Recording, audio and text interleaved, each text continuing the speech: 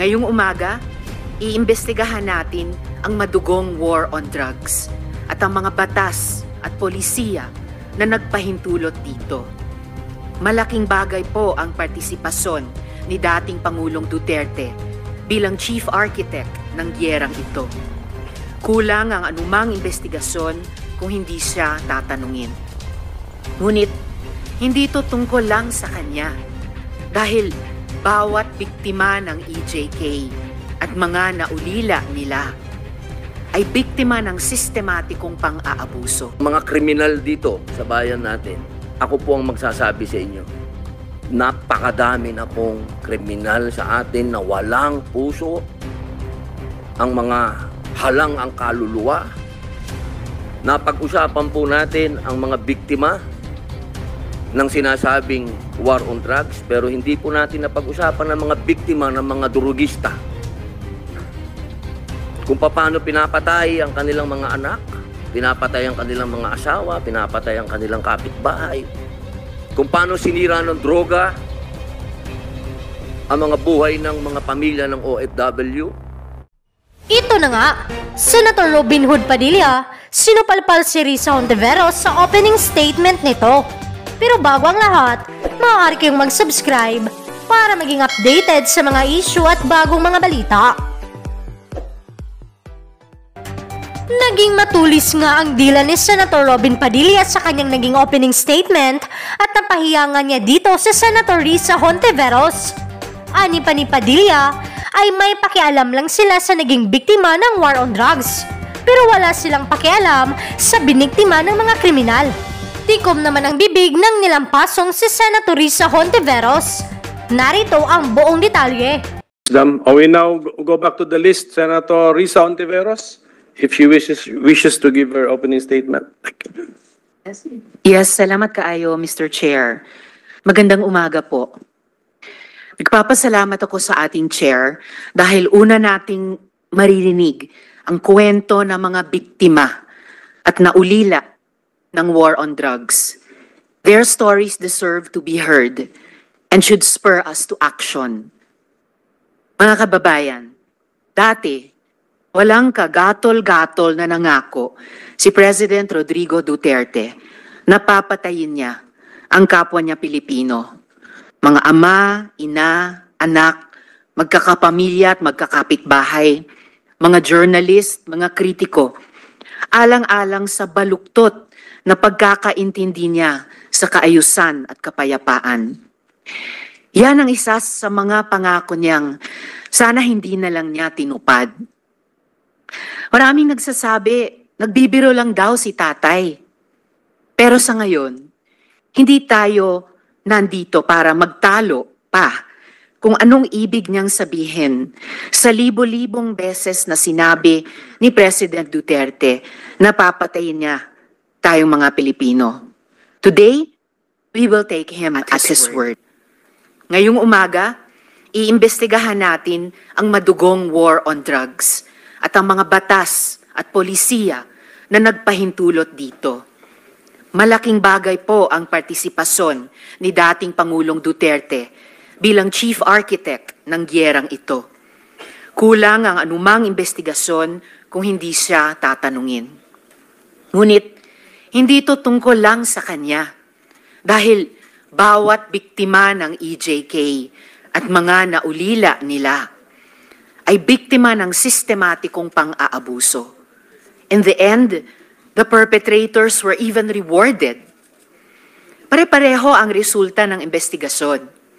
May organized kill list, summary executions, may mga aligasyon ng planted na ebidensya, hanggang sa nabalot na ng takot ang mga barangay natin. Mga nanlaban daw kasi yan, sabi ng ating mga pulis. Kung kampanya talaga ito laban sa droga, bakit tinatayang 122 na bata ang napatay, kabilang ang 1 taong gulang na sanggol na walang kamuwang-muwang? Nanlaban? Yung 32 na namatay sa Bulacan sa loob ng iisang gabi noong 2017, lahat ba yon nanlaban? Talaga? Yung 26 kataong patay sa isang gabi rin noong 2017 sa Maynila naman, nanlaban. Para sa maraming biktima, hindi madali ang manindigan para sa kanilang mga karapatan.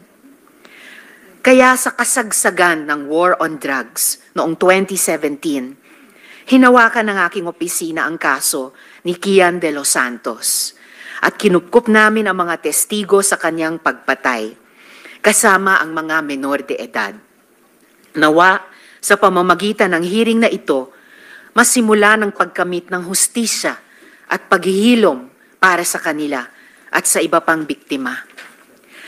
At sa lahat ng nagsasabi na ang war on drugs ay parusa daw para sa mga naliligaw ang landas, my message to you is this: there is no honor in punishment like tokhang.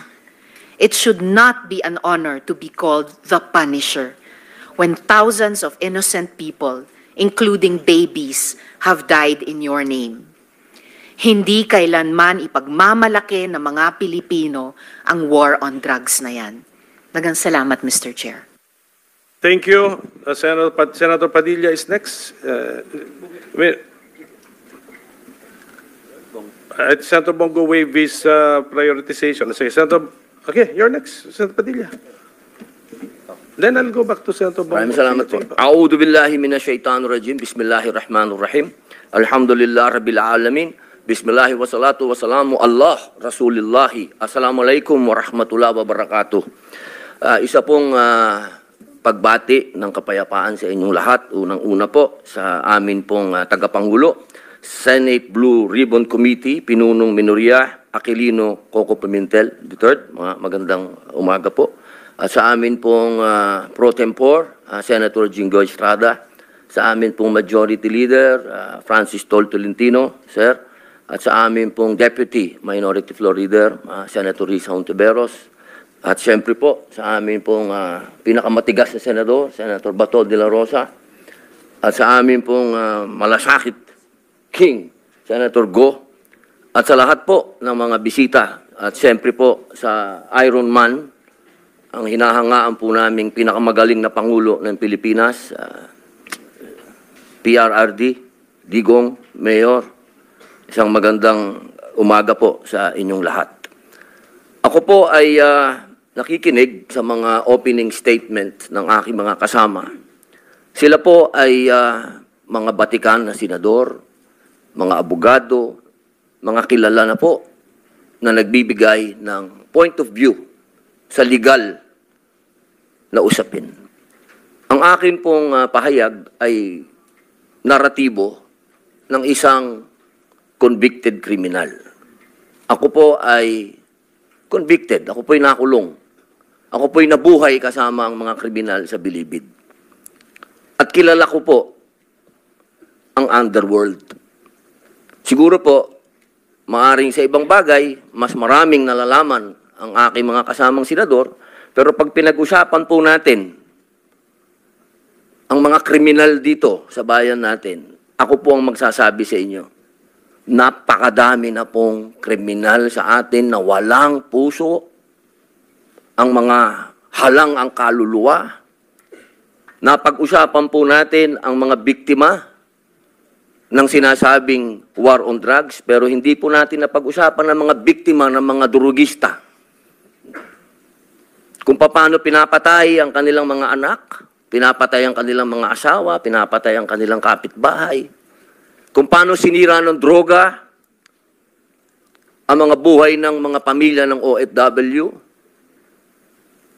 Kung paano po sa loob mismo ng Bilibid, kung saan po ako nakulong ng 3 taon at ginawa ko pang pelikula ito. Ang pangalan po ng pelikula, maaari niyo pong panoorin, Hari ng Selda. Dito po ay binunyag ko na sa loob mismo ng Bilibid ay nagluluto ng shabu. 1998 po yun. Kung bibilangin po natin yung taon na yun, hanggang sa dumating ang Iron Man, ilang taon po yun. Ganun po kahaba ang mga panahon na namayani at talagang naghahari ang mga drug pusher sa Bilibid. Alam niyo po, mga mahal kong kababayan, wala po, totoo po. Ang kamatayan ng buhay ng isang tao ay yaan po ay bigay ng Diyos. Yaan po ay kayamanan, yaan po ay regalo sa atin ng Diyos.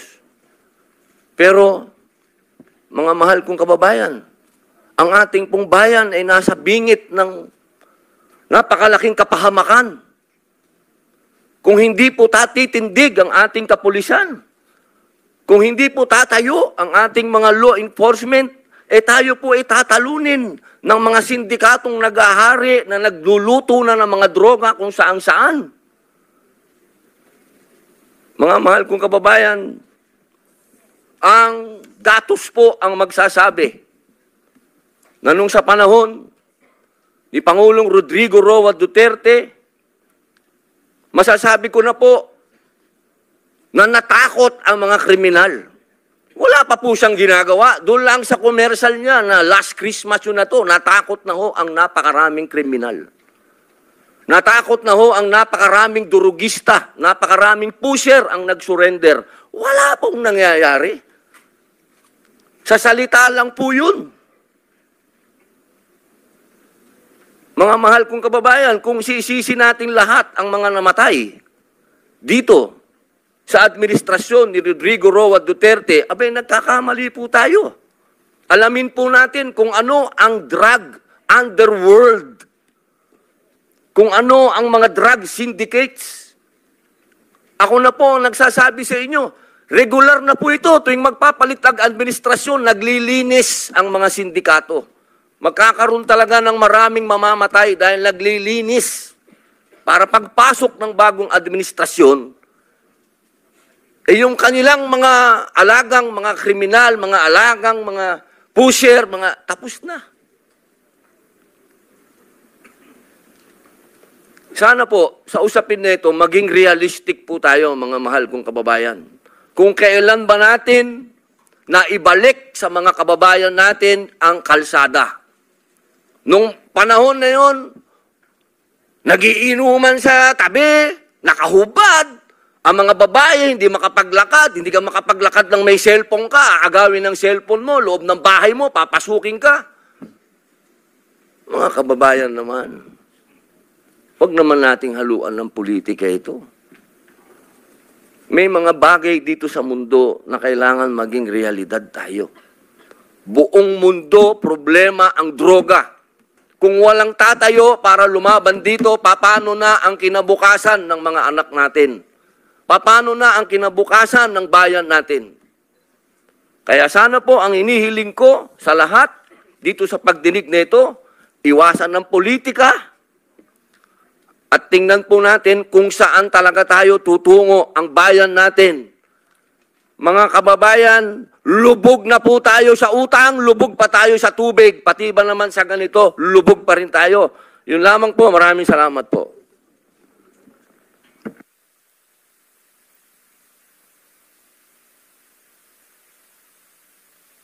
Thank you, Senator Robin Padilla. So, Senator Bongo, please. Salamat, Mr. Chair. Good day to all my esteemed colleagues and to all resource persons present here today. Allow me to begin by expressing my deepest condolences to the families of the victims of Typhoon Christine as well as those who lost their properties and livelihood. Please note that your Senate will be working extra hard to address your pressing concerns. Marami tayong gustong imbestigahan at bigyan ng pansin lalo na po sa pangangailangan po ng mga nasalanta. Rest assured that your senators will do so at the proper forum. In the meantime, we are here to discuss another pressing issue that concerns not only the previous administration but the future of our nation. Gusto ko pong lumabas na ang katotohanan para makafocus na po tayo sa pagserbisyo po sa ating mga kababayan. Lalo na ngayon, marami pong nasalanta na nangangailangan po ng tulong at ang daming naghihirap.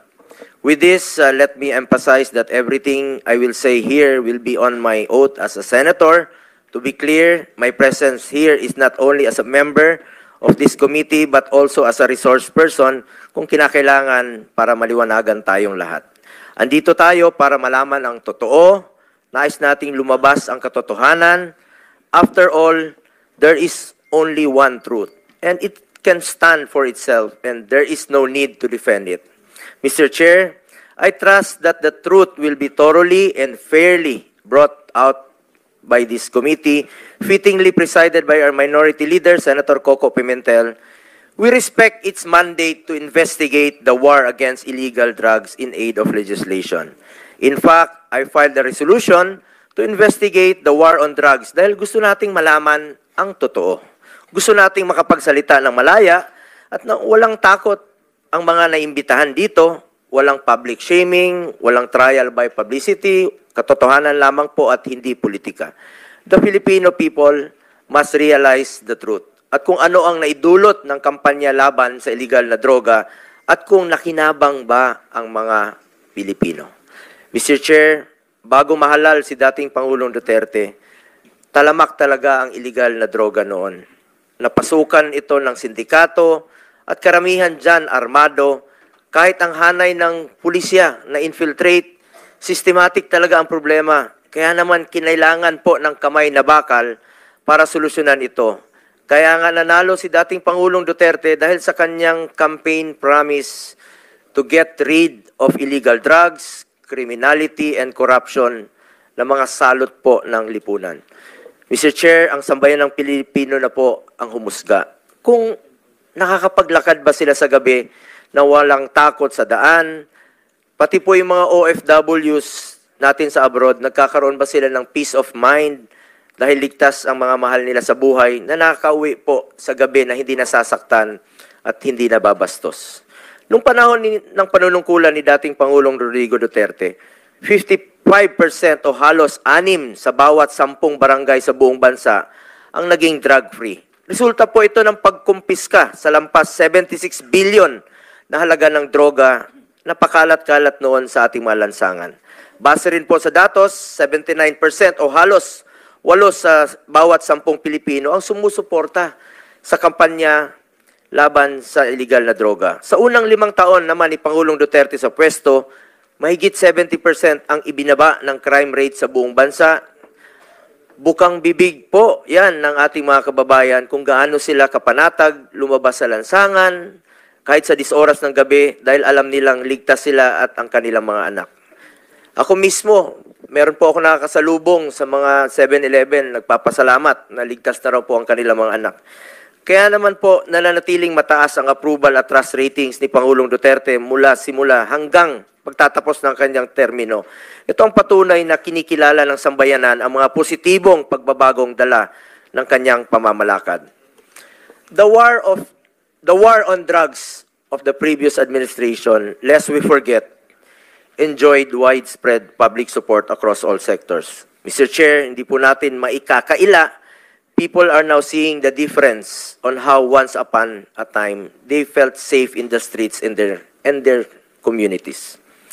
Mr. Chair, nakakalungkot dahil bumaliktad na po ang panahon, nagbago na po ang ihip ng hangin, ang pinagsikapan at pinaghirapan po ng nakarang administrasyon na linisin ang bansa laban sa kriminalidad at droga, ganon-ganon na lang po ngayon kung baliwalain. Mr. Chair, ganon ba natin itrato ang sakripisyo ng mga alagad ng batas noon? Imbis na pasalamat tayo sa kanila at sila po'y naging bayani noon, sila po ngayon ay tila binabasura. Nung panahon ng war on drugs, panay puri ang naririnig natin, napakaganda po ang ginawa ni PRRD. Bakit makalipas po ng 3 taon, puro paninira at paninisi na? Paano naman po yung mga taong nagtrabaho at tumulong para maibalik ang peace and order? At paano rin po yung mga magagandang naidulot sa mga Pilipino ng laban kontra droga? But, Mr. Chair, this does not mean that the Duterte administration sanctioned human rights abuses. Ang tanging hangarin ni dating Pangulong Duterte ay linisin ang ating bansa at labanan ang mga naghahasik ng lagim, lalo na po sa pagdating sa illegal na droga. Sa pagkakaalam ko, kailanman ay wala siyang ipinapatupad na anumang sistema, kapalit po ang buhay ng sinuman. Ayaw natin na mismong mga alagad ng batas ang lalabag sa karapatang pantao at ayaw rin nating mangyari ang mga drogista ang maghahasik ng lagim sa bawat kalye na ating dinadaanan. Noong panahon ni dating Pangulong Duterte, kung malagay sa alanganin ang buhay ng mga pulis. Kung manlaban ang suspect, unahan na nila dahil ayaw niyang pulis ang mamatay, sa ginagawa lang naman nila ang kanilang tungkulin. In fact, noong 2018, sa maalala ko po, pumunta po kami ni dating Pangulong Duterte sa Norsagaray, alas 3 po ng umaga, sa burol po ng isang pulis na binaril po ng drug addict. Naunahan po siya. Yan po ay isa sa mga halimbawa na nakakalungkot na ginagampanan po ng tungkulin ng ating kapulisan ng kanilang trabaho. Maliban sa paggawa ng batas, kailangan talaga ay taasan ang budget ng mga pulis para wala silang rason na hindi nila magampanan ang trabaho nila. Di ba, maalala nyo po, noong 2018, inuna nating idoble ang sahod ng pulis sa entry position nila, kasama na po dyan ang mga uniform personnel. Estudyante pa po ako, 1980s, 90s, takot na takot po ako sa pulis. Checkpoint, walang ilaw, maraming hulidap, laglag bala, extortion. Pero nung panahon ni Pangulong Duterte, na ibalik po ang respeto sa mga pulis. Kaya full support po tayo sa mga uniform personnel. At lalong-lalo na po sa mga nagtatrabaho para sa bayan. Dagdag pa dyan, dapat bigyan natin sila ng sufficient operational support, legal support in line of duty. In fact, I filed Senate Bill 422 to provide free legal assistance for uniform personnel who on any charge related to the performance of their official duty. Sakaling mang may arestuhin sila, meron silang operational funds o panggastos, kailangan talaga nilang suporta. Kulang talaga ang kanilang pondo. Paano naman sila makakagalaw kung abonado pa sila? Kaya po nandito tayo in aid of legislation to craft laws and check if kailangan ng additional budget para magampanan nila ang tama ang kanilang tungkulin. Let me reiterate, my fellow legislators, I was once quoted in relation to PRRD's anger towards these ninja cops, no? Dahil full support nga po siya sa mga pulis, tapos meron pang mga ninja cops. Nag-imbestiga tayo dito mismo sa Senado. Natanong ako tungkol dito at sinabi ko, oo, galit talaga siya sa mga ninja cops. At dahil dito, tinakot niya talaga para ma-intimidate sila, para matakot po sila. Iba po ang pananakot para ma-intimidate at iba naman po ang usapan, ang reward. Ang alam ko, walang reward system na ipinapatupad si former President Duterte laban sa sinumang sibilyan, mapa-drug lord man o karaniwang tao na sangkot sa illegal na droga. Walang basihan ang mga paratang na binitawan sa mga pagdinig na di umano'y reward system kapalit ang buhay noong panahon ng war on drugs ng Duterte administration. At habang nasa usapin tayo ng pera, taliwas po sa sinasabi ng iba, ni minsan po, hindi po ako authorized, hindi ako humahawak ng pera. Sinasagot ko lang po ito dahil sa mga pagdinig, no, na nababanggit po ang ating pangalan, never po ako nag-handle ng budget of finance matters, kahit nung mayor pa po si Pangulong Duterte. Taliwas din po sa sinasabi ng iba. And in fact, maraming nadadamay. Si Muking, who is not employed in the Senate, was a personnel in the office of the President noon. At tulad ko, scheduling, administrative work, mga clerical work, I'm sure lahat kayo nagpapa-appointment po sa amin through Muking. Noong unang panahon, sobrang busy po yon. Marami pong opisyal na lumalapit sa amin. At even during the time of the pandemic, no, nangailangan ng tulong at hindi po namin tinatanggihan yan sa abot ng aming makakaya, ay pinapansin po namin lahat ng hinaing. Nais ko rin klaruhin ang naging trabaho o role ko po sa administrasyon ni dating Pangulong Duterte. I was appointed and faithfully served as Special Assistant to the President or SAP from 2016 to 2018 as per Section 2 of Executive Order 2016-01 as SAP. I exercise mere oversight functions of 3 independent and cross-functional offices, of which are OSAP, Office of the Appointment Secretary, and Presidential Management Staff. As stated in the Executive Order creating OSAP, our functions were limited to scheduling, appointments, and presidential engagements. Our mandate did not include sensitive matters like police operations. Walang kinalaman po ang aking opisina o sinumang staff nito noon sa operasyon at organisasyon sa government security sector, mapamilitary o kapulisan, whether directly or indirectly, we had no participation in these operations. In 2018, I left the executive branch when I resigned in order to run for and eventually be elected as senator in 2019 as a legislator and chairman of the Committee on Health during the time of COVID-19 pandemic. I supported and coordinated closely with the executive branch to be able to formulate policies and legislation that would improve our response to the pandemic. We passed Republic Act 11469 or the Bayanihan to Heal as one law, Republic Act 11494 or the Bayanihan to Recover as one law, and Republic Act 11712 or the Public Health Emergency Benefits and Allowances for Healthcare Workers Act, among others. Beyond my mandate as a senator, nangako po ako kay Pangulong Duterte na hindi ko po siya iwanan at lalay pa rin po ako sa kanya sa pangangailangan niya po in my own personal capacity. Kaya naman po, sinasamahan ko siya at kadalasan po ay sa personal ko po itong kapasidad at lalong-lalo na po sa kanyang mga pangangailangan medical, lalo na po na tumatanda na siya, kakaedad na po si Pangulong Duterte at pangako ko sa kanya noon at hanggang ngayon ay hindi ko po siya pababayaan. I am one of the most accommodating persons. Alam niyo po yan.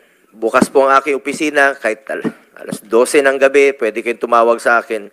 Karamihan po sa inyo, maging mga kasamahan natin sa lower house, ako po ang nakasanayang tawagan kung may gusto po silang iparating kay Pangulong Duterte, kahit senador na po ako. Invitation sa birthday, at lahat ng mga reklamo, pinapakinggan ko po yan.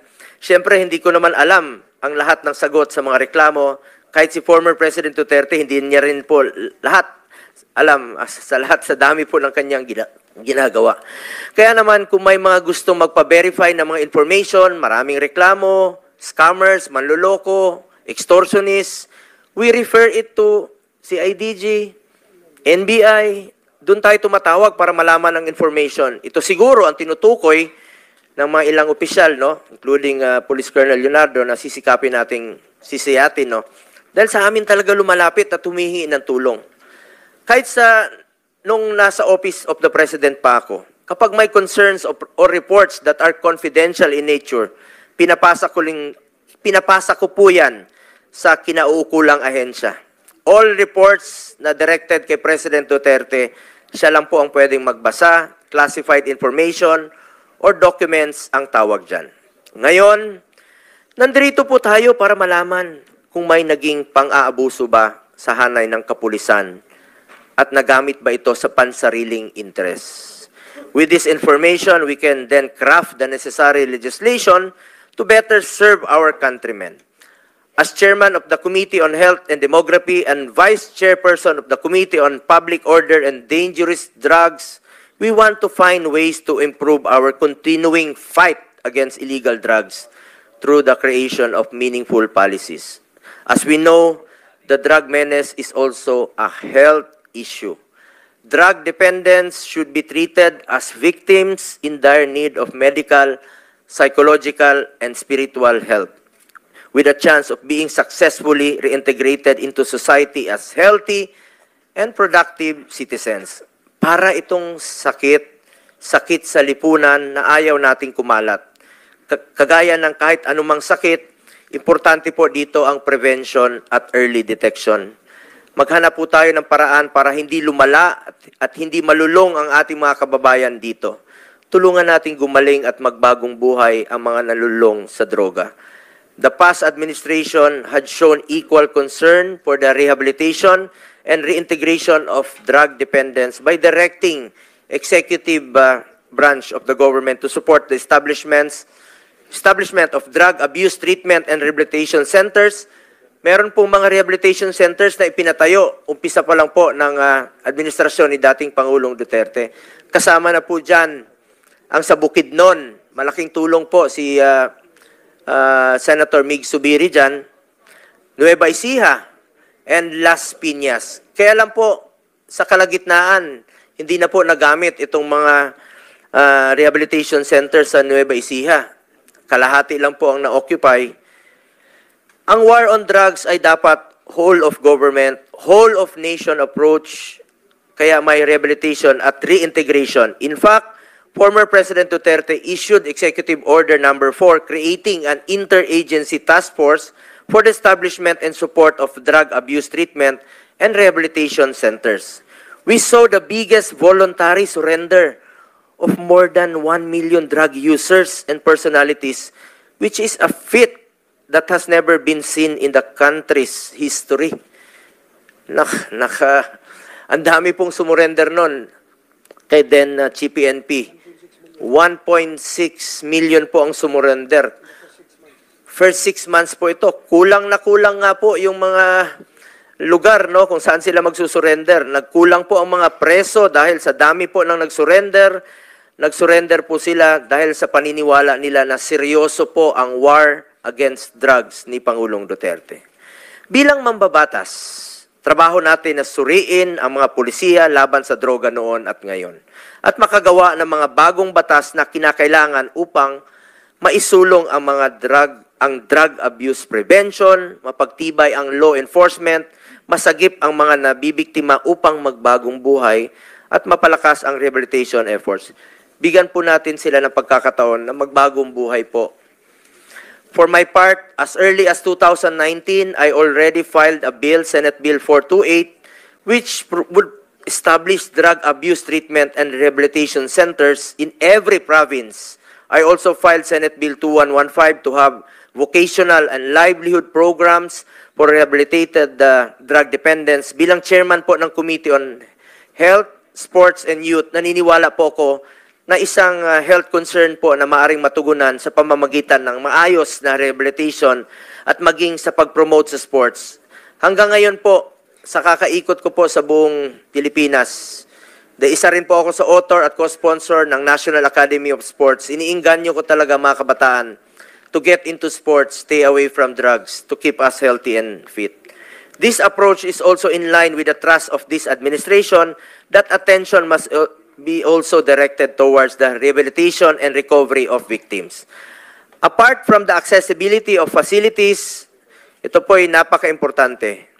Sana po ay magtulungan tayo dito. We also have to look into the process to be admitted to these centers. Currently, a commitment order from the court is required to be admitted to rehab centers.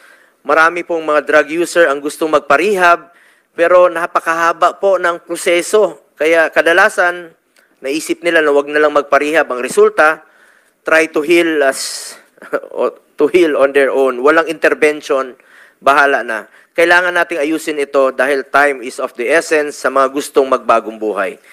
We also have to look into mandatory counseling for victims and empower DSWD to help victims of this societal ill. As chairman of the Senate Committee on Youth, I also suggest crafting laws that would include in the school curriculum the knowledge and information necessary to prevent vices such as illegal drugs. We, as legislators, must work together to prevent abuse of power and protect and respect and uphold human rights. I have consistently worked to increase the budget for the operations of the Philippine National Police and the Armed Forces of the Philippines. Our efforts must be geared towards fulfilling their mandate in accordance with the law. Gamitin natin po ang investigasyong ito at hearing na ito upang siguraduhin walang pang-abusong mangyayari tungo sa ating isang hangarin na labanan po ang droga. I urge both houses of Congress, magtulungan po tayo dito. Kilala niyo po ako.